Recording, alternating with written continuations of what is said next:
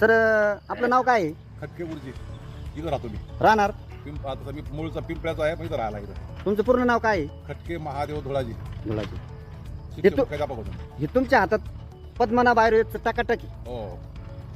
तर हे काय कशासाठी घेतलं होतं तुम्ही? हे मला इतकं पित्ताचा त्रास होता. पित्त आणि डोकं थोडंसं दुखायचं हां. आणि पोट साफ होत नव्हतं. हो म्हणून मग मी तुमच्याकडून घेतल्यानंतर मला एवढा याचा इफेक्ट झाला की आतापर्यंत मला पित्तच झालं नाही. हो जवळजवळ आता 7-8 महिने झाले. पित्त झालं नाही, काय नाही, पोट साफ होतं मस्तपैकी आणि थोडं अंगात असं स्फूर्ती येते. आता तसं कसं ढिल्लेपणा येत नाही.